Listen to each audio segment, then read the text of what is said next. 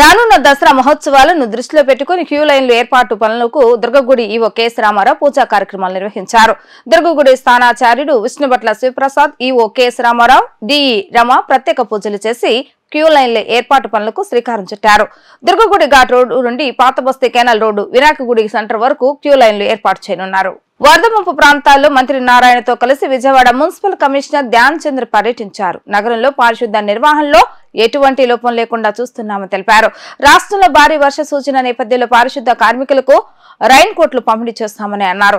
నగరంలో పారిశుద్ధ పనులు యుద్ధ ప్రాతిపదికన జరుగుతున్నాయంటున్న మున్సిపల్ కమిషనర్ ధ్యాన్ చంద్ తో మా ప్రతినిధి లిఖిత ఫేస్ టు ఫేస్. వరద ప్రభావిత ప్రాంతాల్లో మంత్రి నారాయణ తో పాటు మున్సిపల్ కమిషనర్ ధ్యాన్ చంద్ కూడా పరిశీలిస్తున్నారు. ఎలాంటి ఇబ్బందులు ఎదుర్కొంటున్నారో మనతో మాట్లాడటానికి విజయవాడ మున్సిపల్ కమిషనర్ ధ్యాన్ చంద్ ఉన్నారు. సార్ చెప్పండి, పారిశుద్ధ్య పనులు ఎలా జరుగుతున్నాయి, అసలు ఏంటి? మనకి ఈ రోజు ఇక్కడ 56 డివిజన్ కి రావడం జరిగింది. ఓల్డ్ ఆర్ఆర్ పేటలో ఇప్పుడే మన మినిస్టర్ గారు అలాగే సిడిఎంఏ గారితో పాటు ఇక్కడ ఉన్న సిచ్యువేషన్స్ చూస్తున్నాము. Sanitation is the first priority. మన విజయవాడ పరిధిలో శానిటేషన్ చేయడానికి బయట నుంచి దాదాపుగా 7,000 మంది కూడా మనము డ్రాఫ్ట్ చేయడం జరిగింది. దాదాపుగా 412 వెహికల్స్ కూడా డ్రాఫ్ట్ చేస్తూ ప్రతి ఒక్క వార్డుకి కూడా ఒక మున్సిపల్ కమిషనర్ క్యాడర్ ఆఫీసర్ కేటాయిస్తూ అలాగే సీనియర్ ఐఏఎస్ ఆఫీసర్ కూడా కేటాయించడం జరిగింది. సో మన ఫోకస్ అయితే ఒకసారి వాటర్ రిసైడ్ అయిన వెంటనే 1 or 2 డేస్లో బ్రిస్క్గా ఎంటైర్ టీమ్ పని చేసిన తర్వాత నార్మల్సీకి ఎంతవరకు తీసుకురాగలుగుతామో అంత ఎఫర్ట్ పెడుతూ డ్రింకింగ్ వాటర్ కూడా రెజ్యూమ్ చేస్తూ నార్మల్ లైఫ్ని రిటైన్ చేయడానికి అన్ని చర్యలు కూడా మనము తీసుకుంటున్నాము. సో ఇప్పటి వరకు విజయవాడ వ్యాప్తంగా ఎంతమంది పారిశుద్ధ్య కార్మికులు రంగంలోకి దిగారు? వాళ్ళకి ఎలాంటి సహాయ చర్యలు చేపడుతున్నారు? అసలు వాళ్ళకి ఏమైనా రెయిన్ కోట్స్ అంటే వర్షం పడుతుంది, వాళ్ళకి ఏమైనా కమోడిటీస్ ఏమన్నా ఏర్పాటు చేస్తున్నారా ఏంటి? మన విజయవాడ పరిధిలో 3,000 మందిలో దాదాపుగా 1,500 మంది ఇక్కడ ఎఫెక్టెడ్ ఏరియా 32 వార్డ్స్లో పనిచేస్తున్నారు. ఇది కాకుండా దాదాపుగా 7,000 మంది కూడా బయట నుంచి రావడం జరిగింది. వీళ్ళందరూ కూడా 15 అకామిడేషన్ సెంటర్స్లో పెట్టడం జరిగింది. వీళ్ళకి సంబంధించిన ఫుడ్ ఉండొచ్చు, అలాగే స్టే అరేంజ్మెంట్స్ ఉండొచ్చు, డ్రింకింగ్ వాటర్ ఉండొచ్చు, అన్నీ కూడా చర్యలు తీసుకుంటున్నాము. అలాగే వర్షం వస్తూ ఉంది, ఐఎండి ప్రొడక్షన్స్ ఉంది కాబట్టి ప్రతి ఒక్క శానిటరీ వర్కర్కి కూడా రెయిన్ కోట్ కూడా మార్నింగ్ నుంచి 3,500 మందికి ఇవ్వడం జరిగింది. రిమైనింగ్ కూడా ఈరోజు ఈవినింగ్ కల్లా ఇవ్వడం జరుగుతుంది. యాజ్ అండ్ వెన్ వాళ్ళ డిమాండ్స్ రిక్వెస్ట్ చూసుకుని దాన్ని అన్ని కూడా అడ్రస్ చేయడానికి చర్యలు తీసుకుంటున్నాం. సార్, కొన్ని వార్డ్స్లో ఫుడ్ ప్యాకెట్స్ రాలేదు అని చెప్పి కూడా కంప్లైంట్ వస్తుంది. మీ దృష్టికి ఏమన్నా వచ్చిందా?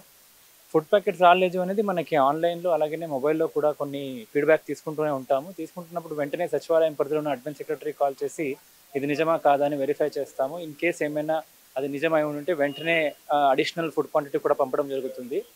బై డిఫాల్ట్ మనం ప్రతి పూట కూడా రిక్వైర్మెంట్ కన్నా మినిమం 2 to 3 times ఫుడ్ మనం పంపడం జరుగుతూ ఉంది. ఇలా కేస్ బై కేస్ ఏమైనా ఫీడ్బ్యాక్ వస్తే మాత్రం ఖచ్చితంగా మళ్ళీ ఇమీడియట్లీ లోకల్ అరేంజ్మెంట్స్ చేస్తూ పై నుంచి కూడా డిస్పాచ్ చేయడం జరుగుతుంది. కొన్ని ఏరియాస్లో వాటర్ అనేది ఆల్రెడీ రిలీజ్ చేశారు, అంటే కొంచెం బ్రౌన్గా వస్తున్నాయి. దాని ఎలాంటి ప్రికాషన్స్ అంటే మీ ద్వారా మున్సిపల్ కమిషనర్ ద్వారా మున్సిపల్ కార్పొరేషన్ నుంచి ఎలాంటి ఫీడ్బ్యాక్ వస్తుంది? మనకి ఎంటైర్ విజయవాడ పరిధిలో వాటర్ సప్లై అనేది రిపేర్ అయిపోయింది. అంటే ఏ వాటర్ ట్రీట్మెంట్ ప్లాంట్ కూడా మనకి పని చేయట్లేదు అనేది లేదు. So supply part is taken care. మనము ఇది కాకుండా 12,000 కనెక్షన్స్ కాకుండా 38,000 కనెక్షన్స్కి వెళ్ళే వాటర్ని మనం ఆల్రెడీ బులెటిన్ ఇచ్చాము, ఆటో ద్వారా అనౌన్స్ చేస్తున్నాము. దయచేసి ఆ వాటర్లో వచ్చిన ఆ పైప్ లైన్లో వచ్చిన వాటర్ని మీరు డ్రింకింగ్ వాటర్ కాకుండా వాషింగ్ పర్పస్కి వాడుకోండి, ఏదైనా క్లీనింగ్ ఉండొచ్చు, ఏదైనా హౌస్ క్లీనింగ్ ఉండొచ్చు, వాడుకోండి అని చెప్పడం జరుగుతూ ఉంది.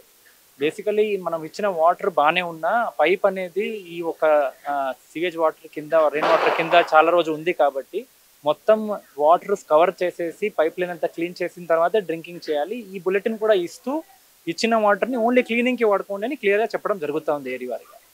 మొత్తం మీద చూసుకున్నట్లయితే విజయవాడ పరిధిలో 400 మంది పారిశుద్ధ్య కార్మికులు ఉన్నారని, పారిశుద్ధ్య కార్మికులు అందరికీ కూడా ఐఎండి ఆదేశాల ప్రకారం వర్షాలు పడుతున్నాయి కాబట్టి వాళ్ళకి రెయిన్ కోట్స్ కూడా ఏర్పాటు చేస్తామని చెప్పి ముఖ్యమంత్రి చంద్రబాబు ఆదేశాలతో ఇప్పటికే మంత్రి నారాయణ రంగంలోకి దిగి వరద ప్రభావిత ప్రాంతాలన్నింటినీ కూడా పరిశీలిస్తున్నారు. అదేవిధంగా మున్సిపల్ కమిషనర్ ధ్యాన్ చంద్ ఎప్పటికప్పుడు అధికారులు అప్రమత్తం చేస్తూ కూడా అన్ని ఏర్పాట్లు కూడా చేస్తున్నారు.